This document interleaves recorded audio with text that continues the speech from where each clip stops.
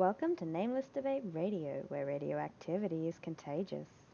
You can join us in broadening our minds on the Nameless Debates Discord via the link below and even feature here yourself, if you've got what it takes.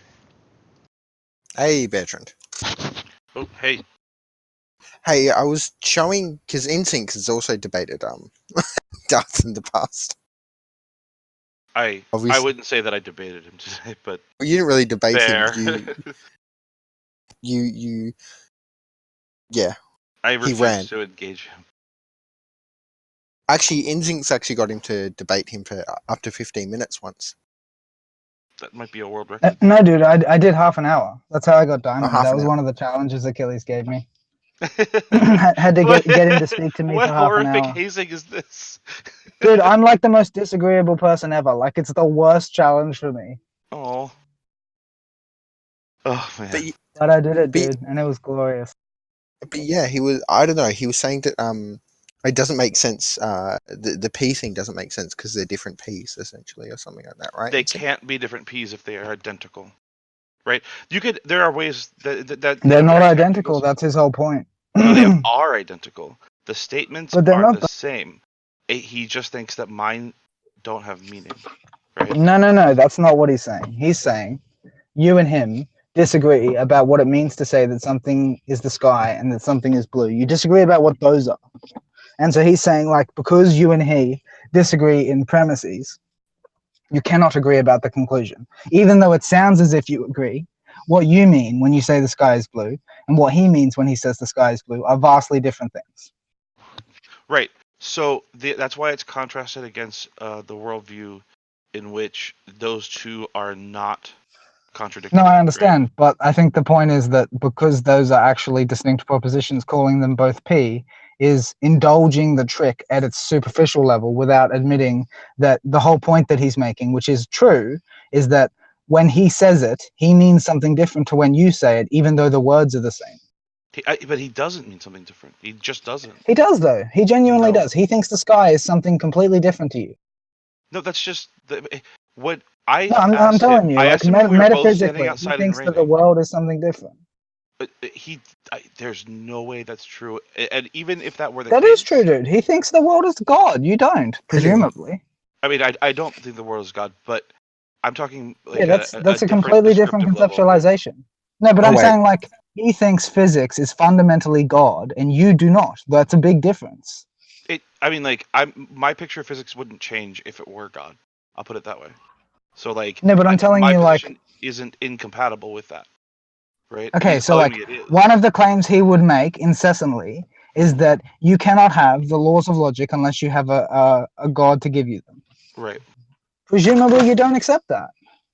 No. The hypothetical is between two religious people. Pardon? The hypothetical is between two religious people, right?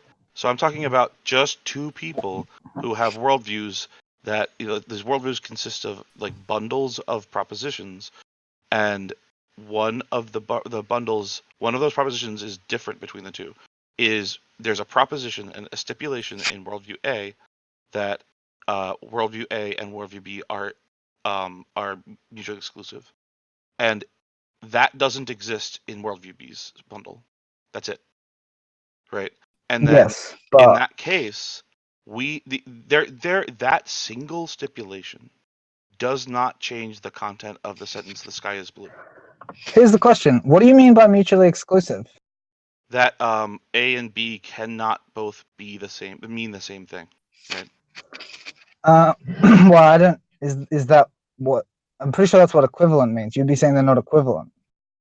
No, so, like, the idea here is that, like, a worldview A, the only difference between the two is that they don't share this one particular stipulation, right? So I'm definitely saying that's not really true already. Like, let's think of, like, a tree, right? Like, you can say, like, the only difference between two different species of tree is that they have, like, a different seed, but then, like, the seed contributes to a huge variety of different changes in the actual organism. Right, I understand, but I set it up specifically to be like a set of so he could respond to me. I'll put it this way: he could respond to me by saying that it's not a mere stipulation, right? He could say, this is a necessary element of the theory for whatever reason, right? And if that were true, then what I said, as written currently, it doesn't work out. There's a way around it, but He's saying, what he's saying, to translate it, is when I say the sky is blue and you say the sky is blue, we do not mean literally identical things. We don't. Right? He is saying from his perspective, he means something sufficiently different. He's saying they're not identical, and that's actually true. Your idea of what the sky is and how the sky is blue is really very different from his. And when he's saying that you don't agree, even though you're saying the same words, that's true. Is it so different that they don't refer to the same thing? Correct. Yes, that it is that different. No, it's not that different. If it were, then the sentences. If that were the case, then we would actually have two sentences in two different languages. I don't agree. The way that you conceptualize the universe at a higher scope affects the way that you conceptualize it at the lower scope. I mean, that's an assertion. It's an inductive claim, and it seems valid. Why? Because if you change your conceptualization of something on the macro level, that has to be true on the micro level. It does not. It does. Otherwise, it doesn't make sense. I mean, you're saying that every macro level change you make necessitates a micro level change? That there's nothing. Every macro level change you make must be consistent with everything micro. And if it isn't, then there have to be consistent. Compatibility changes. I'm just saying that consistency doesn't imply a related change, right? That's no, but if the micro is inconsistent, it necessitates a change in the micro. Yes, I agree. I'm just saying that every macro is consistency does not mean universality, right? That depends on how you conceptualize it, I think. No. I mean, just literally the words don't mean that. No. Of course, the word does not literally mean that, but the way that I think about consistency is in a universal sense. Wait, I can understand that as like an initial gloss or something, but the word consistency can be applied universally and also not universally, right? Like the structure of the world is consistency, and there are different kinds of consistency. Like we have like subjective consistency between our models and the world, but the only way that our models actually work is that like they match the structure of the world, and the only way that's possible is that the structure of the world is a certain way. Are you positing this argument? Of course. Can I ask where you encountered this argument? This is my argument. So this is the argument from like direct perception, and I mean there are some. No, it's not, man. Yeah, no, literally it is. So I'm going to interject. He's kind of like writing his own theory on this stuff. What's up? He's got his own theory, model of truth thing. Oh yeah, no, I mean I do too. Like, right, this is what I kind of do with linguistics, right? Yes. So I mean, we may have competing theories here. It sounds like your theory is like what do you call it? Oh shit.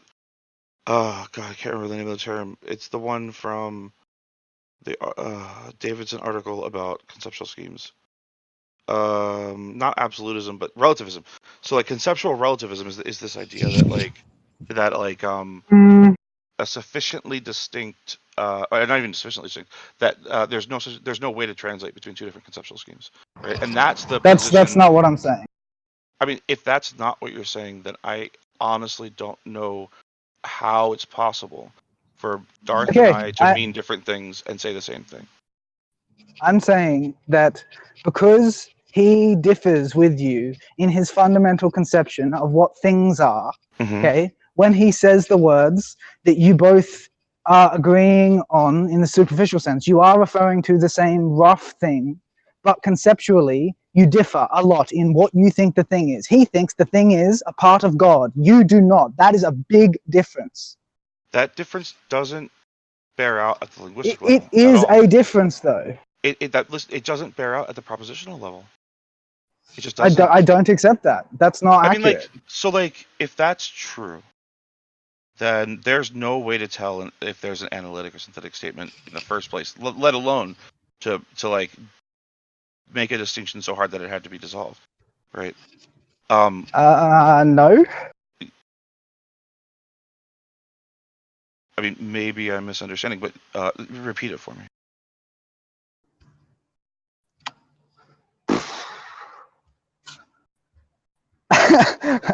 I'm baked, man. I could not do that. I'm so high right now. I'm trying so hard. Are you Yeah, both just I'm so high. I keep forgetting what we're talking about. Oh my god! I swear, philosophy majors, all of you. No, but so I don't even remember the topic we were on. We were talking about conceptual schemes, and then so I said that conceptual scheme differences. Oh, we're talking about the Darth Dawkins thing. Yeah. So I'm glad you mentioned that because I would just go right into the Davidson paper at this point, otherwise. But so like the idea of a conceptual relativism is that like it's literally that your concepts of things are untranslatable, right? So like if Darth means something so different that it can't be the same thing I mean, then that implies an untranslatability, right? And that means no, because you can like I understand what he means. That's what I mean, right? Like I'm saying, like I understand the two things to be different. I was talking to him, right, and he tried to spring the thing that you are referring to on me, right? And I sidestepped it because I'm like he's not that clever, man. It's kind of clumsy. It's yeah. You know what I mean? Like, and the way that I sidestepped it, well, it seems a lot simpler.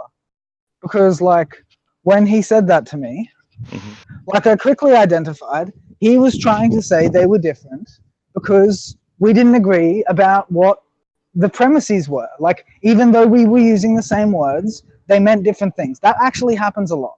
That means you do actually disagree. One of you doesn't know what you're saying, but you disagree. You mean different things. That's true. Right? Yeah, that's what I'm saying. That happens in larger than single sentence examples, right? So like when I'm talking about the truth value of proposition P, I'm not talking about the truth value of an argument. And what's being invoked in what you just described is that we have a difference in premise or premises, and that bears out as a difference in meaning later. And I'm saying okay. So what I'm saying is like okay. So you both agree there's such a thing as the sky, and the sky is the color blue, right?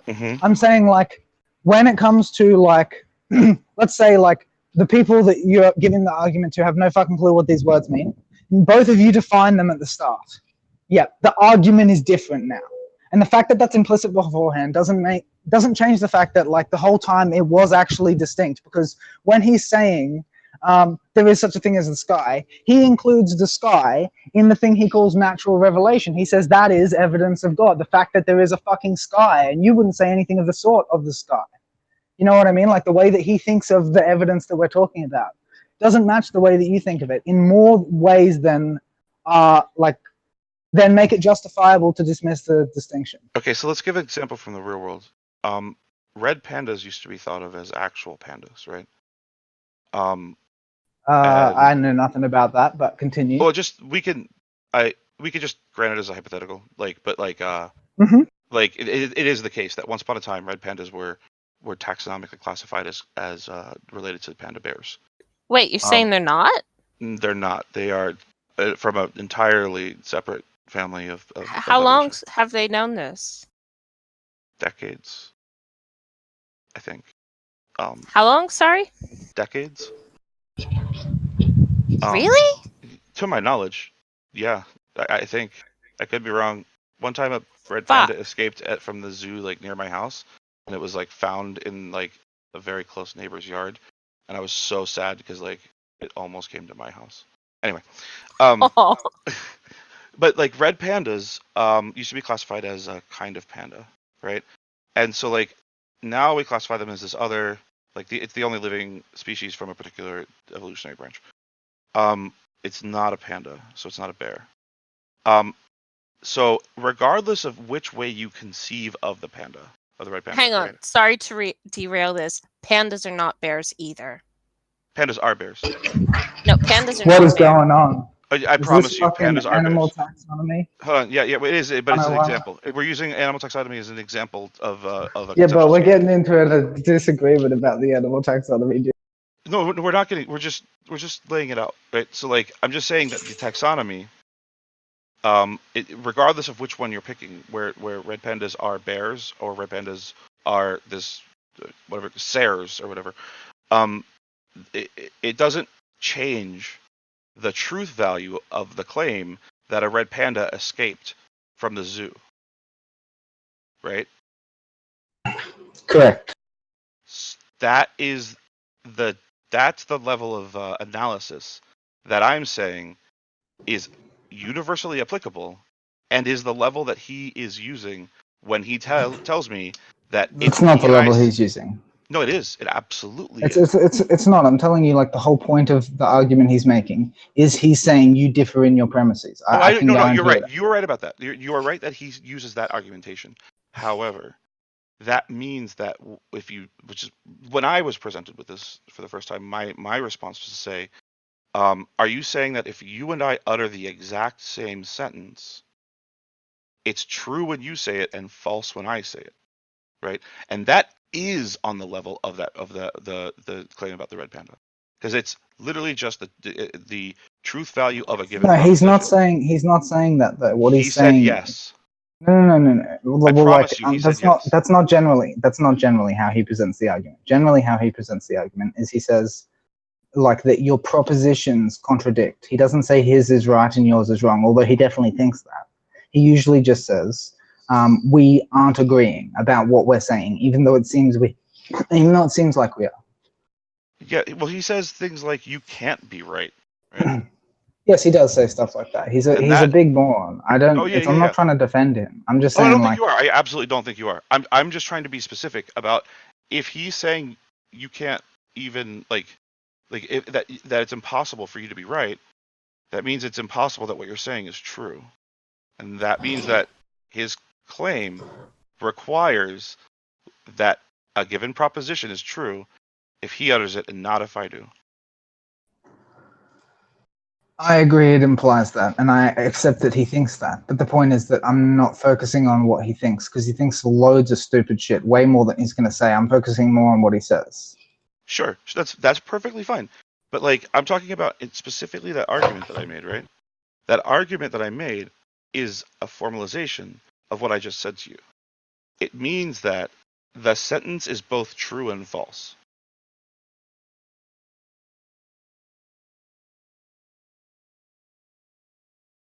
Yes, but in different senses. That is an astute response. Really. I have been wondering about that. I don't know. Well, I could say this. If we are to evaluate the truth value of a given proposition in a 20th century analytic sense, what I'm saying remains true. If we're evaluating the truth value of the proposition in a post 20th century analytic sense, there might be some wiggle room on it in terms of having different connotations, right? The denotation is what I'm pointing to, though, and it does denote the same thing insofar as they have the same referent and they report the same state, and every other metaphysical implication or entailment is more or less irrelevant to that particular proposition. Okay, so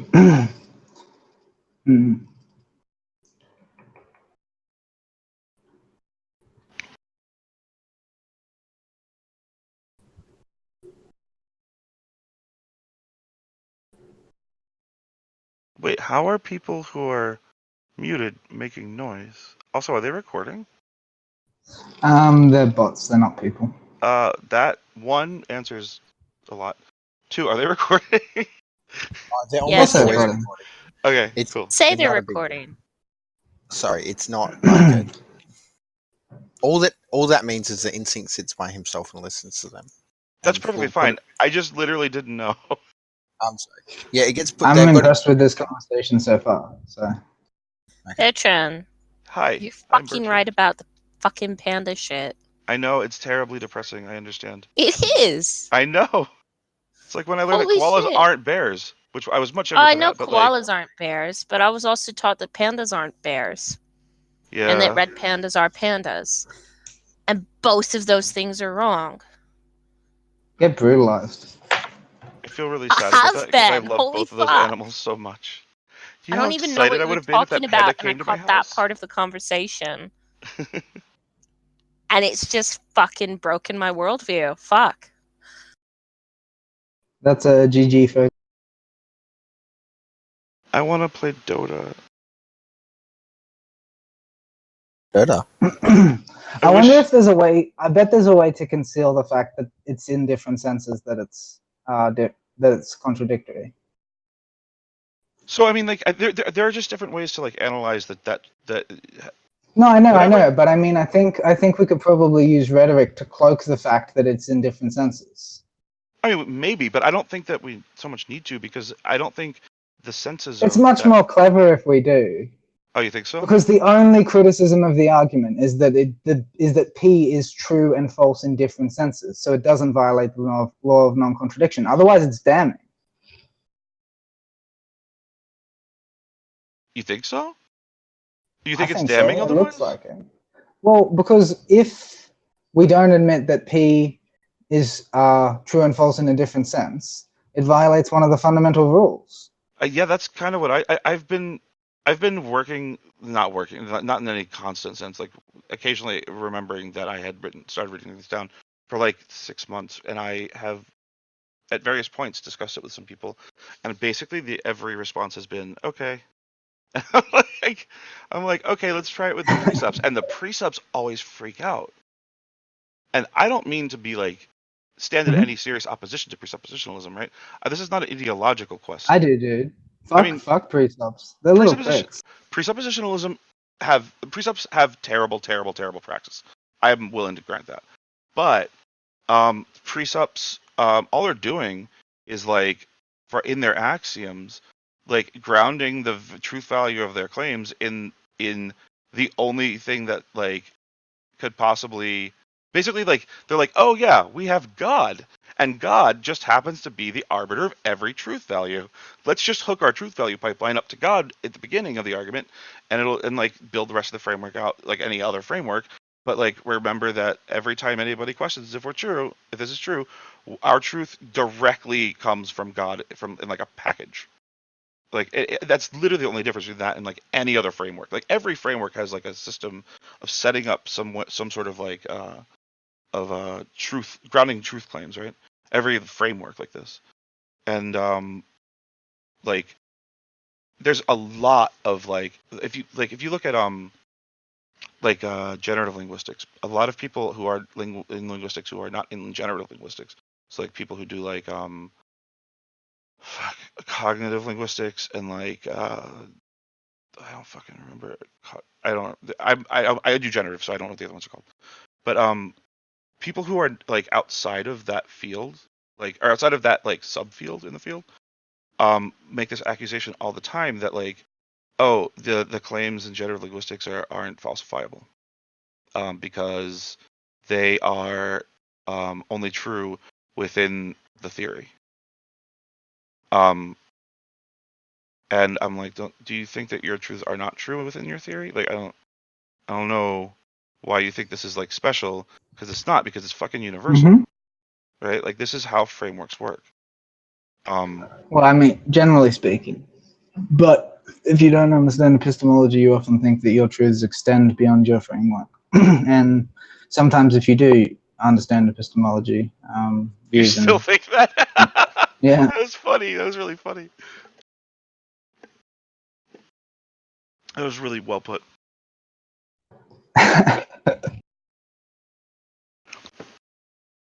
Oh man, I'm getting less stoned, and I'm questioning whether I should not do that. What? I couldn't sleep at all. I'm sorry.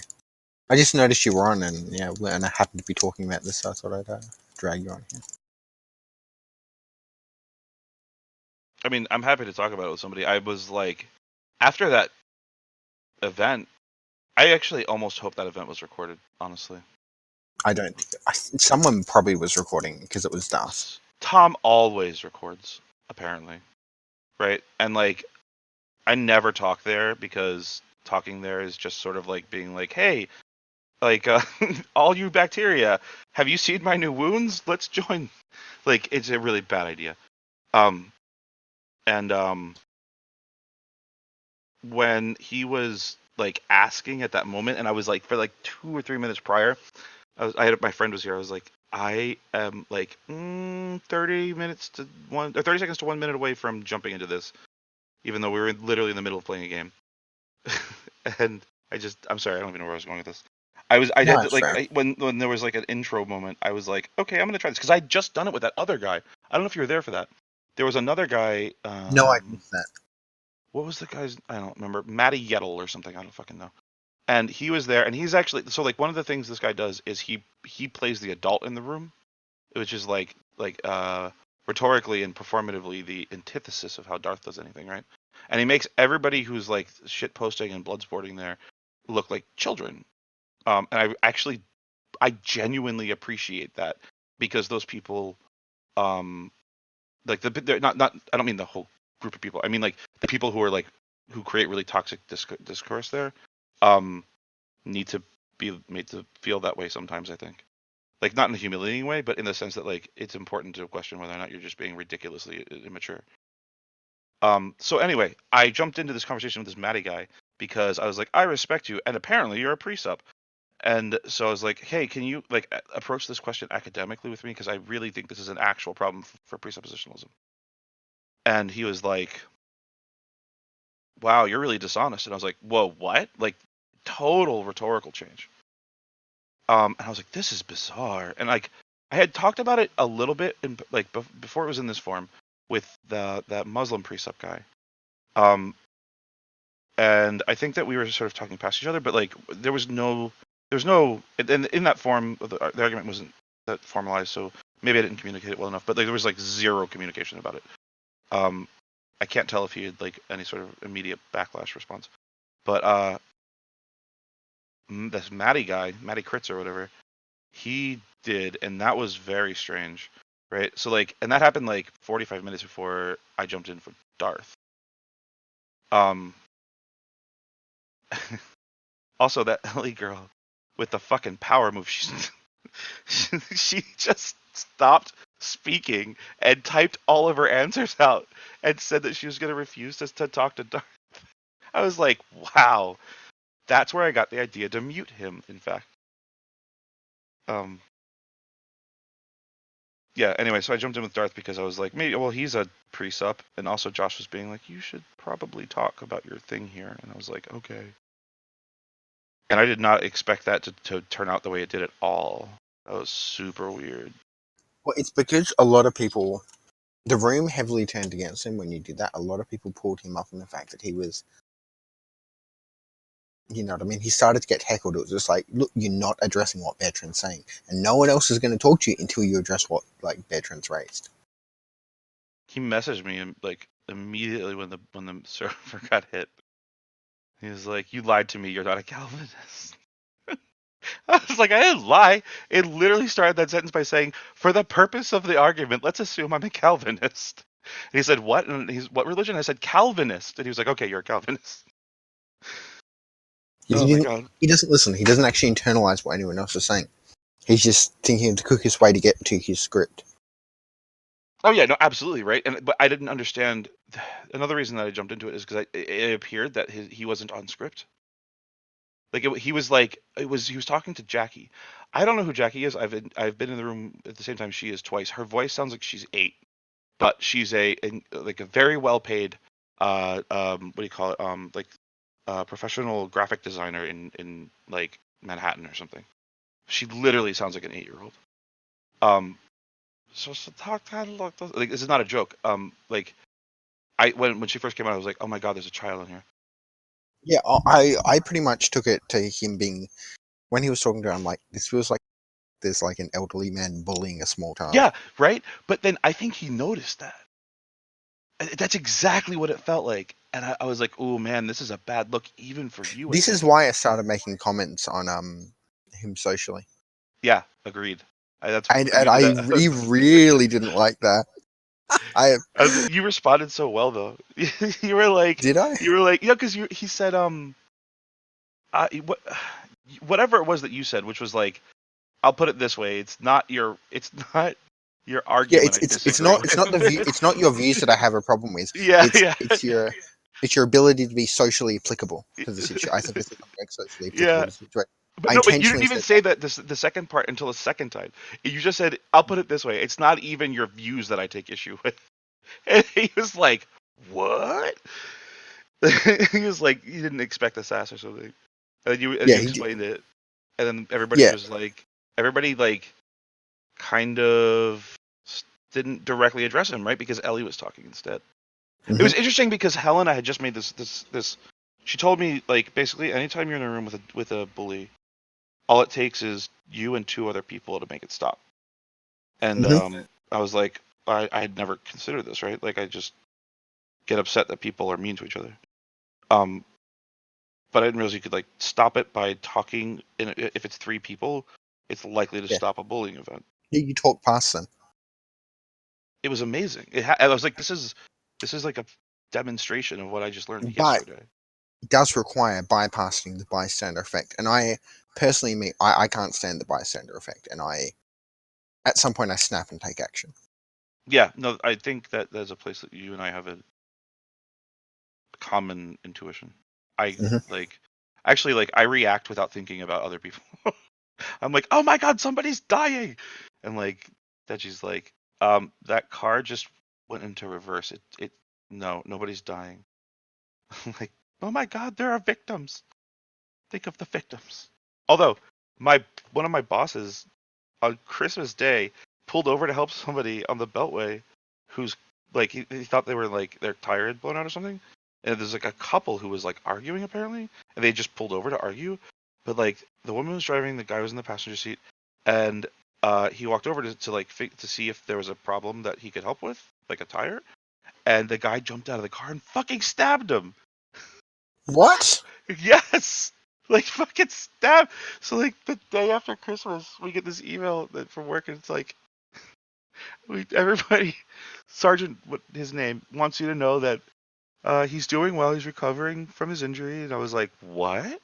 What injury? It's Christmas. I'm not looking at my email. So I dig back and I'm like, oh my god, he got stabbed for trying to help somebody change a tire by some person carrying like a small, jagged like shiv. This is crazy. He needs like surgery. Well, clearly that couple was a bit of a problem. Oh, then they drove away together. He got in the car, but they left. I assume they weren't caught or anything. I assume they were, honestly. Maybe it was a I hope so. hijacking? If it were, then the woman who was doing the driving, either would have jumped out of the car, or the man who's doing the stabbing wouldn't have gotten back in. I think it was like, we fucked up, cover up. I don't know. It's fucking weird. Who the fuck just stabs somebody like that? Merry Christmas, stab. That's for trying to be a good Samaritan. Here's your bonus. I'm sorry. Now it's just all happening in Die Hard in my head.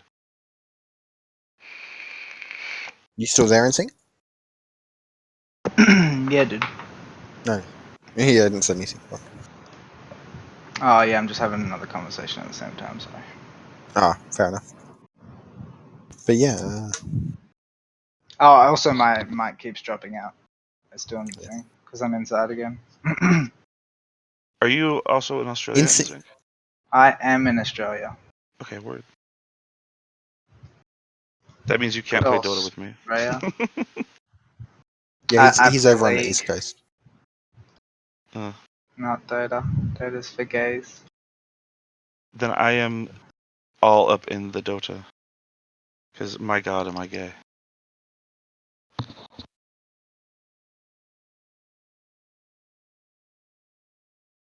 NSYNC. Huh? At some point, when you have more time, you should. NSYNC will probably trap you into debating his claim to truth. Yeah, dude. What is it? Like, what's your theory of truth? I have a metaphysical model Uh-huh.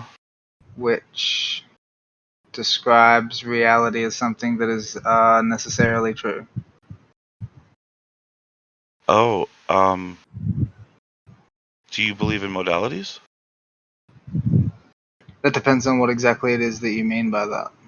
So, like, modal logic is usually like how we formally describe ways things could or could not have been different. So, like, when we say something is necessarily true, we're saying it's true in all possible worlds. And we're saying something is contingently true. We're saying it's only true in some possible worlds. It's not a fact that's borne out universally. when I'm saying like when I'm describing the model, I'm talking about like an ontological basis for there being possible worlds. So the thing that is necessarily true, like at a more fundamental level than possible worlds. What do you mean more fundamental? I mean that possibility is secondary to actuality. Man, Derrida would hate that. I don't Probably, know. yeah. Yeah, I think he would. But wait. So like actuality is superior to possibility. In what way? Prior ontologically. Oh, wait. But modal realism, at least, which is like David Lewis's approach to modality, would actually be compatible with you. Then, I'm because the not sure if idea, it, huh? Oh, Okay. I'm just not sure if it would be compatible in specificity. I mean, maybe not in specificity, but at least in the sense that like that prioricity isn't going to be a problem, because like that means that like possibility is going to actually turn out to be the same, like at the same level as actuality, because possibility is determined by actualities in other actual places. No, I'm saying like potential itself is actual, and it's only insofar as it is actual that there are things that are possible.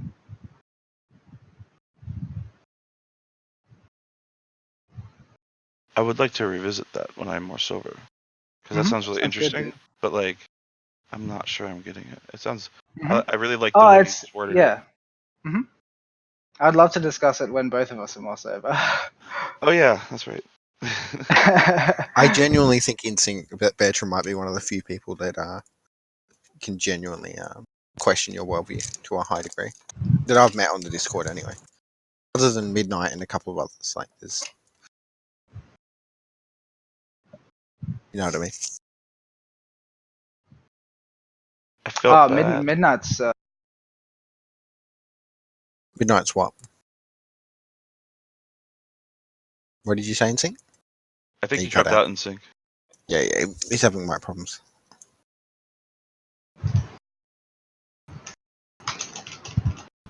I have an Anil Seth video playing in the background, and I just don't even like Anil Seth. Don't even know who that is. He's like a popular science neurology guy. He's an actual neurologist, like he's an actual neuroscientist, but like when you You're write coming popular science books about neurology, it's blah. Fair enough. But he literally Why thinks don't that you like him?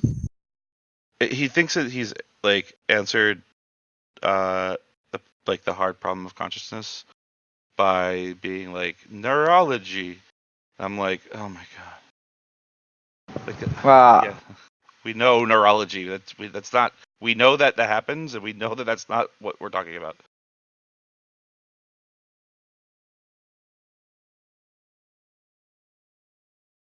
You made a noise then and thinking that no. I heard you for like a split second, man. Yeah, he's reconnecting.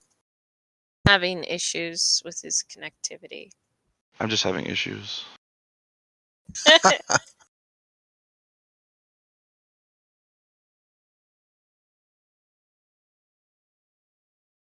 InSync.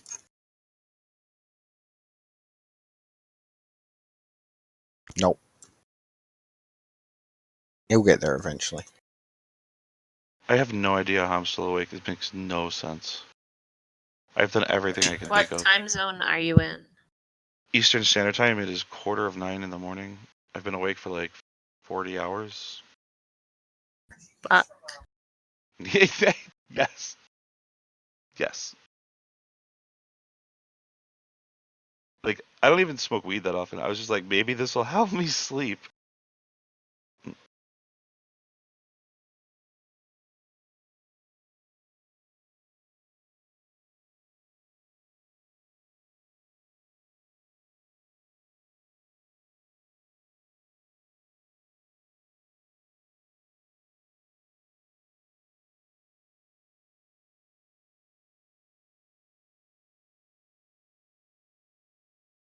Oh, Danny's on this server. Danny? Yeah. Oh, yeah, Danny. You mentioned Danny. I've never spoken to Danny. Danny doesn't talk outside of Modus Ponens very much. But when he does talk, in general, I really like hearing him. He's a Does he have a nice voice? I mean, he doesn't have a irritating voice, I guess. It's like more. It's like he teaches like philosophy to like at the high school level. Oh, And that's cool. Yeah, it's really cool. And he is I think he's what they call it, a skeptical theist. So Don't and even he's know like that name. skeptical theism is like a position that actually I should probably just refer to the internet because I don't think I really understand skeptical theism. Is it I believe in stuff, but I want you to prove it? No, it's more like skeptical theism is like a position that God exists, or at least it's like stronger than an agnostic position. But it is like, hold on, let me just read it to you. Skeptical theism is the view that God exists, but that we should be skeptical of our ability to discern God's reasons for acting or refraining from acting in any particular instance. The skeptical theist says we should not grant that our inability to think of a good reason for doing or allowing something is indicative of whether or not God might have a good reason for this. If there is a God, he knows much more than we do about the relevant facts, and thus it would not be surprising at all if he has reasons for allowing or doing something that So we God cannot exists, fathom. but we can't understand Yeah, God's. so God exists, but it's like it's not really an explanatory thing. Mm-hmm. I guess it's a slightly more sensible view. I mean, it's just Okay. a pretty rare view. I mean, honestly. it seems almost more like a more nonsensible view because what are you even saying at that point? I mean, I understand. I think it's actually pretty strong. Like the idea is that like just because so it comes down to a fallacy that's pretty commonly used or like appealed to. The idea that like there is no argument to the contrary because I cannot come up with an argument to the contrary. Argument from incredulity. It's not quite incredulity, but it's similar, right? It's more like argument from lack of imagination. I've actually heard it called that before. The idea is that like because I cannot imagine it, there is no way that it could be the case. And I think this is sort of applying that they're applying that criticism to like Yes, that is an argument from incredulity. huh? Like that is technically an argument from incredulity.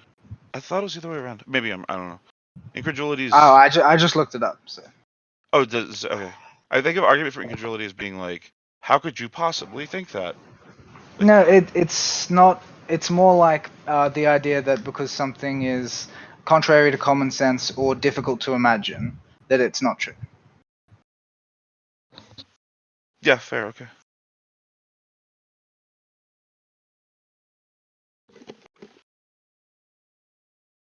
I really have heard people call it the argument from lack of imagination. I think Yeah. it was Fodor.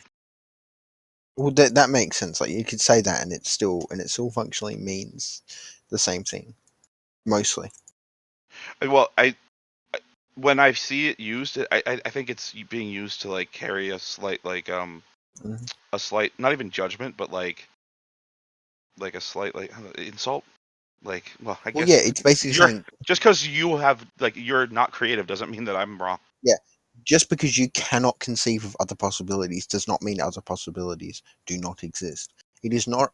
A lot of the time, people set up things as it's often coupled with the concept of the false dichotomy, right? So they set it up and they're like, it is either this or this, and as that, I cannot conceive that to be true. It must be this, and it's like, well, one, that's actually false. That's both a false dichotomy and lack of imagination. A lot of the time, it's they're coupled together. And that's a big oof, ladies and gentlemen. Life pro tip: if an argument with your spouse or partner ever comes down to asserting that somebody has made an argument from that appeals to the lack of imagination, take a step back. Bertrand, you didn't. Is that the did, context you've heard it in, or Oh, used it? No, I No. have used it in that context. No way, No. dude. Look, okay, remember that Dumbass. my fiance is is a PhD in atmospheric physics, right? Like our arguments are not normal arguments. Yeah, Like, we I'm sure both they're argue not. really technically, right? Like super technically. I'm sure two university educated gay furries are going to have ridiculous Practically called arguments. her a retard, dude. Huh? It sounds like you Oh. practically called her a retard. I Well, want to one, second that. Oh, him a retard. first Sorry. but second, I was literally just Don't. saying. Whatever. Sorry. What? Huh? No, she was just saying she didn't realize that you were gay, but she's Oh. Sorry, she's I like, thought she you doesn't said care. She's like, I don't care. Him, Oh, her, yeah. person. Yeah, that. Something Word, you shouldn't yeah. say regardless of That's genitals. pronoun. But like, Oh, did you know Chris and I came up with the solution for the genderless pronoun that isn't they? What? It's one. You use the word one. Dude, What? so there is one in like where I grew up. There's a genderless third person pronoun. You can just use the word one. It works in English. I'm saying that a language, or I'm sorry, a speaking community of native English speakers produced a third person gender neutral pronoun, and I Which just is what? didn't fucking realize it, and I use it. It's bizarre. What is it? It's so weird to think about it. It's Tell yo. us. It's yo. Yo. So like, I'll give it to you in a sentence.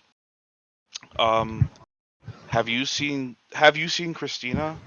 Oh, yo went to the store. Have you seen John? Oh, yo went to the store.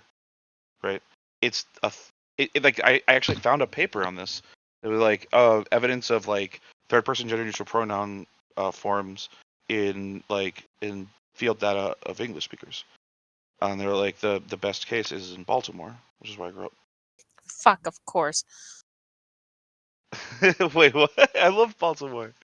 Baltimore gave us John you're Waters and welcome ContraPoints. to. And me. No, that's fine. There's no hate on Baltimore. No, I know. I'm being silly. I'm sorry. I was vaping.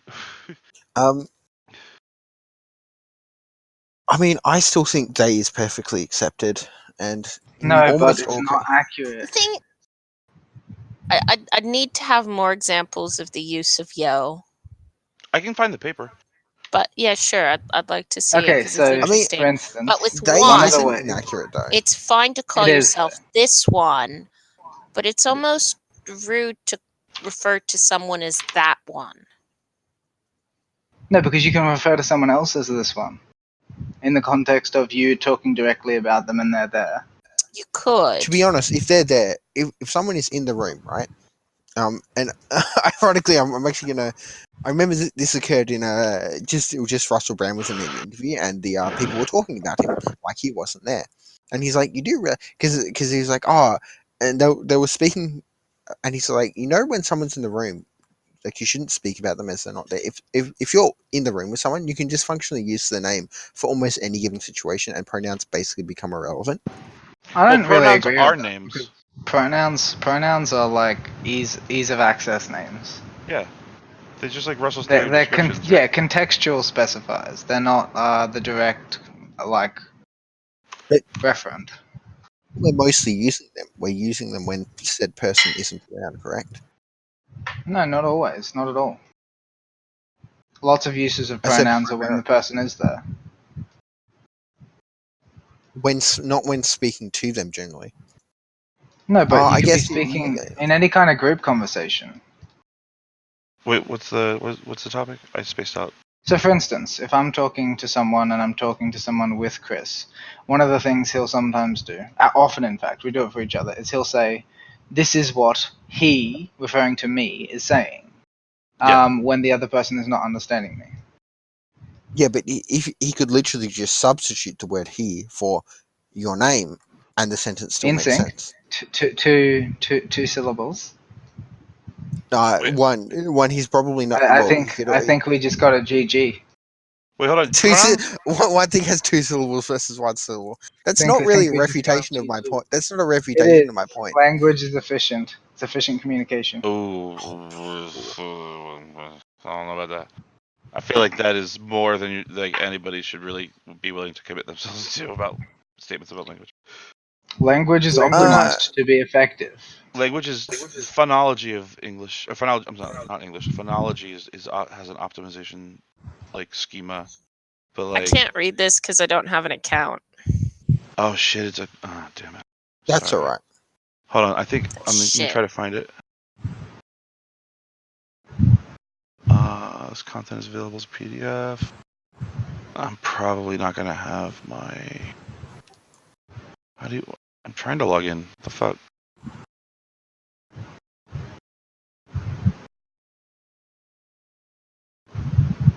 I think this is broken. Okay, one second. Let me see if I can find it. Pre-publication version.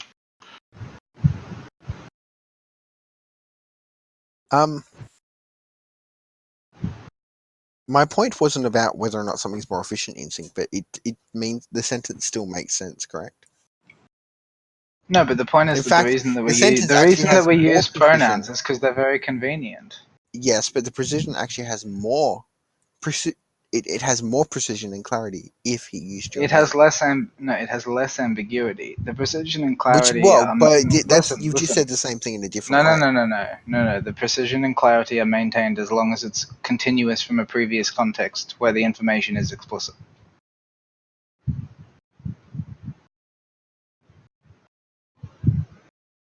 Okay, as long as you've said at the start something that you later rely on as implicit, you can totally treat it as implicit later. But the point is, it still technically solves the need for So not all, but in many situations, it still technically resolve No, but what I'm saying, Julius, someone's is name that instead of a pronoun. No, but if I have referred to you by your name to begin with, then when I say the pronoun, it's clear who I'm talking to. Oh, that's anaphora. That's binding. Oof. What?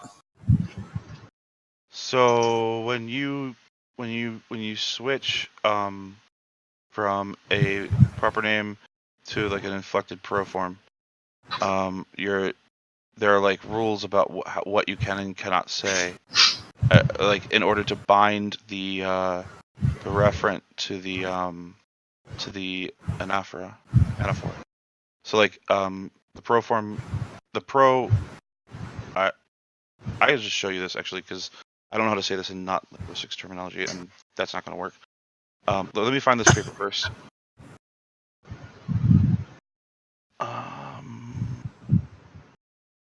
Dang it.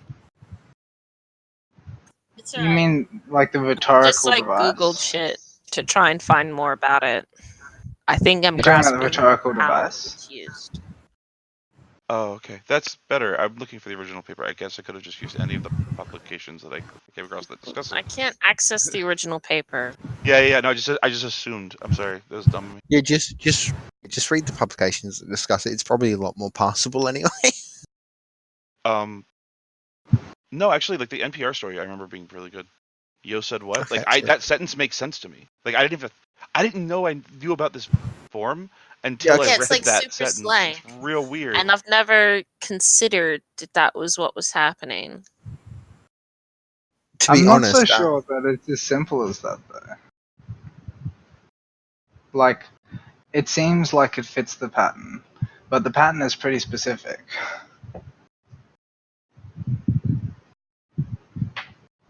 mean, I'm not. the use of singular they is in very specific circumstances. I guess I found it over here. It's very, very common, and I grew up with it. I guess very, very commonly being used in normal. Maybe it's a quirk of local speech, but singular theys are very common here. Okay, so I have an example where I think both of you will agree to use a singular they. Alright, so let's say it's dark out, it's winter, and like you're in like a bar or whatever, and when you walked into the bar, like you sort of observe your surroundings, and then the police come to the bar and they're like, "Hey, there was crime, and crime was committed by a person," and then they're like, "We're looking for anybody who saw a person that like was over here in this area of this location at this time," and you go, "Oh, I did. I saw that person," and then you go tell them what the description, right? And you say they ask about the coat, and well, no, that's actually let's start there. They ask about the person's like any distinctive features or something, anything in their face, and you say, actually, like I didn't get a good look at their face. That's a singular they. That was there, to be clear. Oh yeah. No. I'm sorry. You're absolutely right.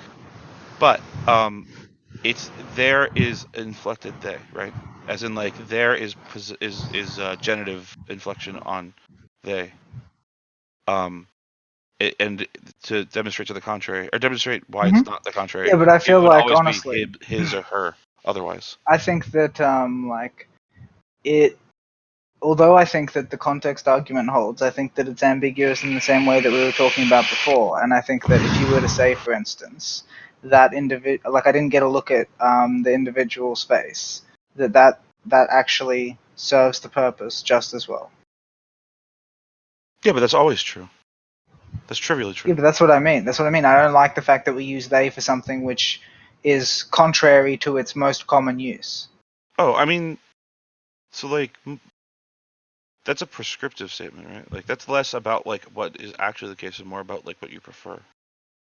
And I'm at least me. I'm what? I mean, like no, because the actual use includes the singular third person. Yes, but I'm saying I don't think it should. It's ambiguous. But that's the norm. That's the normative. No, but it's ambiguous in a problematic way because it's contradictory. Wait, what's contradictory? It's contradictory. Singular and plural are contradictory.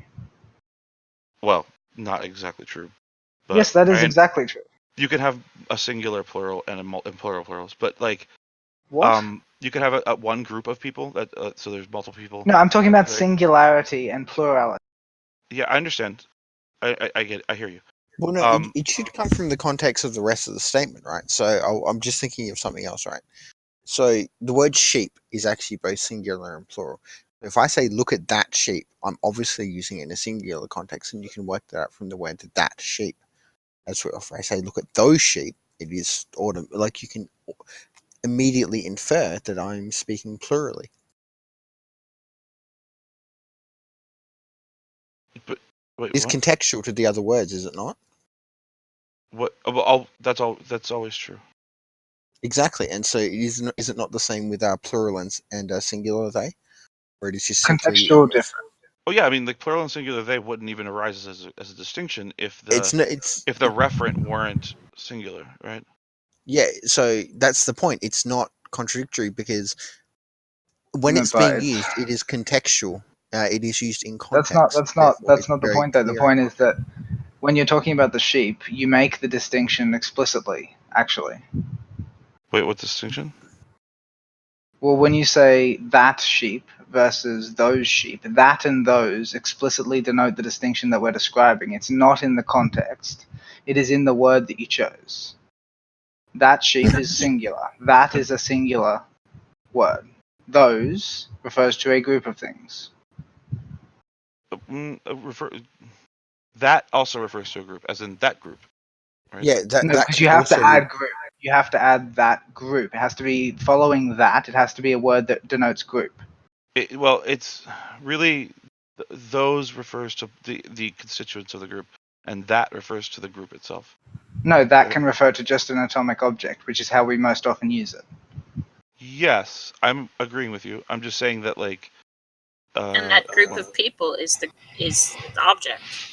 No, yeah. but then you're saying that group. I'm saying in the context where you do not say group, you say that sheep versus those sheep. It is in the distinction between that and those that you understand the difference between plurality and singularity. Yes, that is true. Yeah. Are you saying that the they is plural and not singular? I'm saying that in English, they is both, and I don't like the fact that it is both. It should Okay, only be plural. Okay, so let's go back to the both. the situation. Yeah, I let's go don't back like that. to the police situation real quick. Okay. And I'm going to ask you You to don't give have me to a like sentence. that, but that's still how it exists. Yeah, but I mean, language changes. Yes, language does change. It's ever evolving. Are you a linguist? No. Oh, you seem to like have interest in linguistics things and also say things that linguists say. Okay. That's pretty cool. I would not. I would never call myself a linguist, but No. fair enough. I thought you might possibly be in virtue of like the way that you took interest in that story and also the way you were approaching that interest was like It's it seemed to 'cause be it's like fascinating. academic. Yeah, agreed, 100%. Gotta fuck off though. So see you fucks. Later. Bye. But yeah, so let's go back to that example with the cops, right? Mhm. And let's say that the cops take you outside, and the cops say, there's like two cops sitting there, and they're like, all right, I need you to take me down the path, like where you saw that person walking, right? And then you take them down the path that you recall, and then you stop, and then the cops say, "Oh, why did you stop here? Or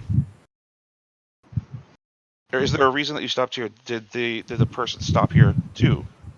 And then I'm going to ask you how to respond to that when the content of the answer is, I was not able to see beyond this spot, right? So give me the answer that you give to the cops. I was not able to see beyond this spot. Is that what you said? Yeah.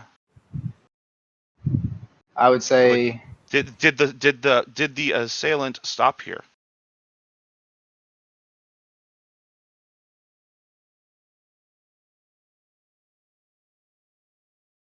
Hey, Bertrand, Yeah. check Hi. TMs. Oh, I'm DMs.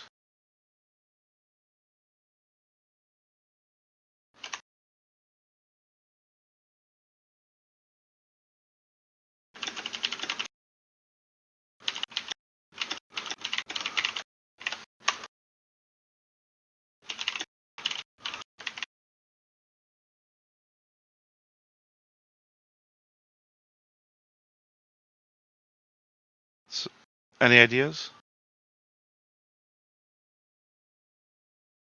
His mic might have cut out. Oh, fair. Yep, there he goes. He's coming back.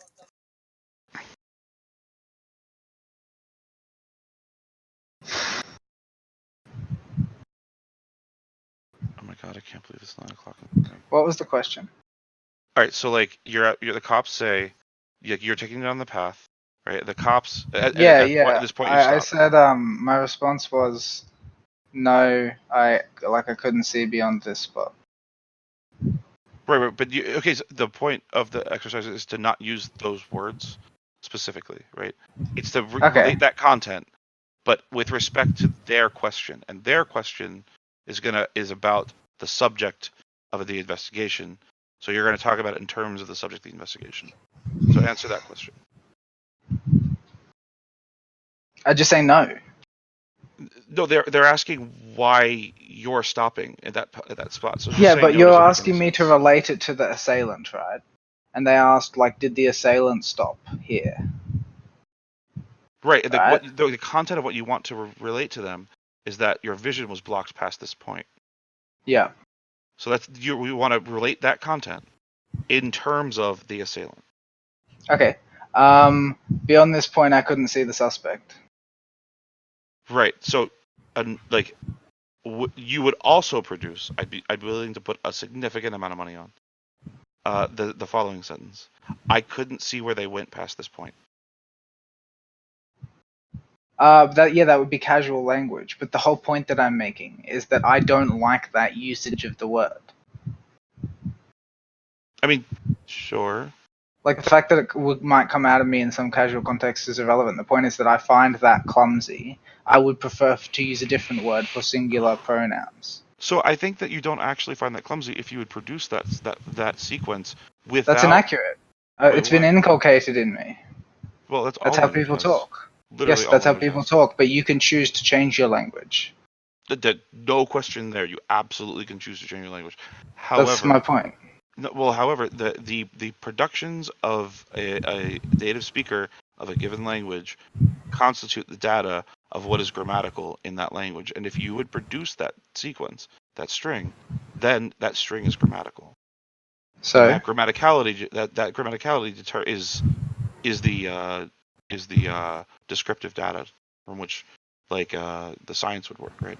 That means descriptively that the third person singular genderless pronoun is they. For now, sure. Well, I mean, it may change in the future. For now, it wasn't yes. always they, right? No, but the whole point that I'm making is that I think it should change. Like, it seems irrelevant to say, well, this is what it is now. I accept that's what it is now. The whole point is I don't like it.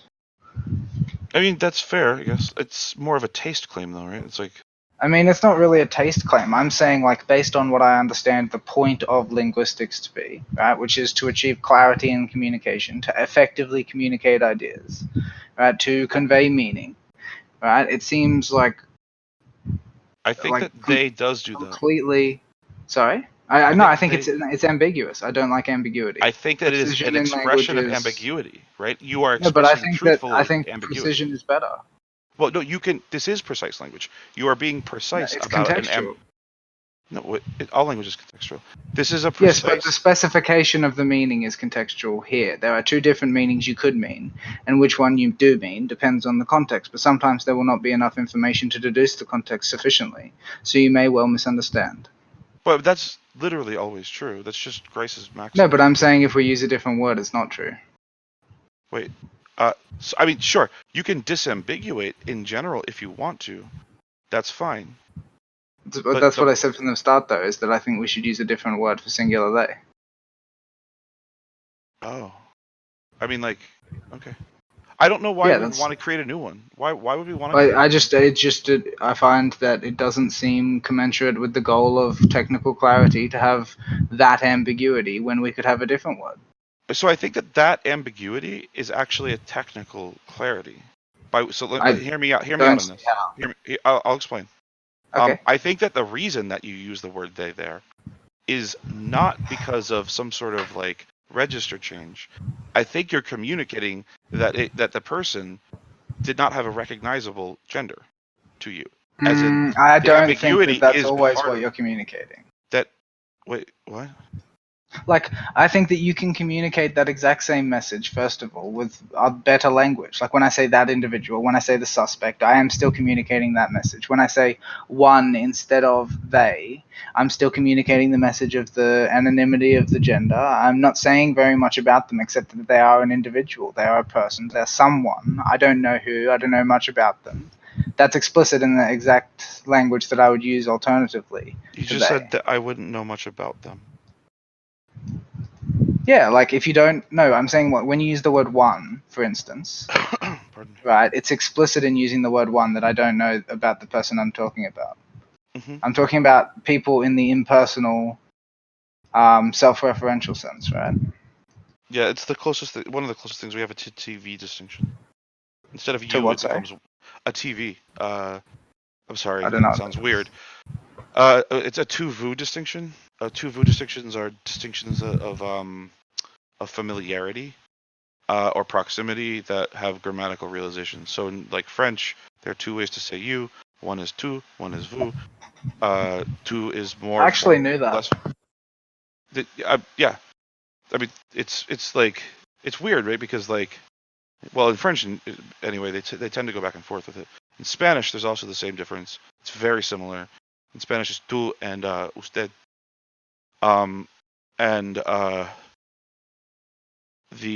That distinction is not one you go back and forth on. In French, you kind of do. It's weird. But like that one U distinction, that's a kind of TV distinction. I'm still not quite following what you mean. I'll be honest with you. So it's about proximity, right? The difference between you and one is a difference between a specific and a general, and that specific is proximate. The difference General. between the universal and the particular. Yeah, yes, but it is a grammatical TV distinction. No, I understand. I just don't know the term. Oh, sorry. I'm sorry. I'm stoned. I should go to bed. I've been awake for so long that it might actually not be making sense. Oh, good. And this fucking Anil Seth video is still playing. Ugh. I just closed the whole fucking window. Aha. Okay, I'm gonna go to bed. Good night. It was nice to meet you. No, dude. And Yeah, I hope very I will nice meet you talking to you. again. And have a good day / night. I have no idea what time it is where you live. Yeah, it's 12 a.m. I feel awful about that. Good night. No, dude. That was sick, man. Very cool guy.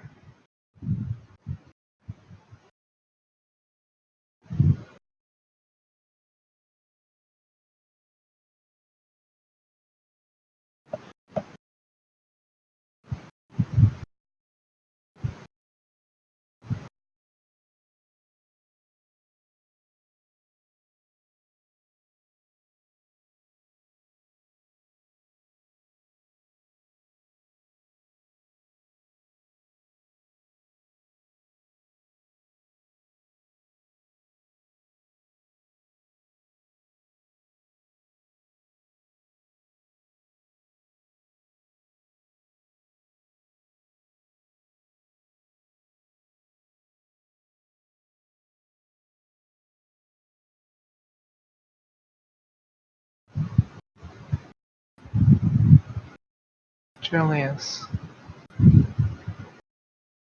Julius.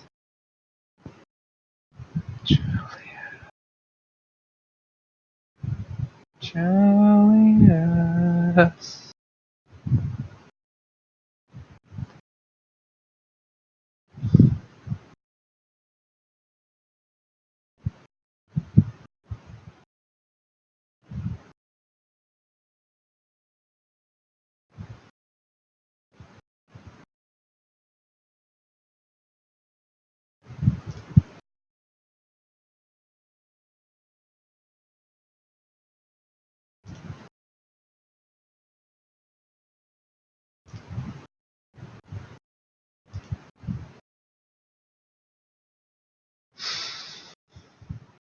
Alright, I guess I'm gonna go then. Thank you for listening. Like, share, subscribe, and join us in the Nameless Debates Discord. We hope to see you there.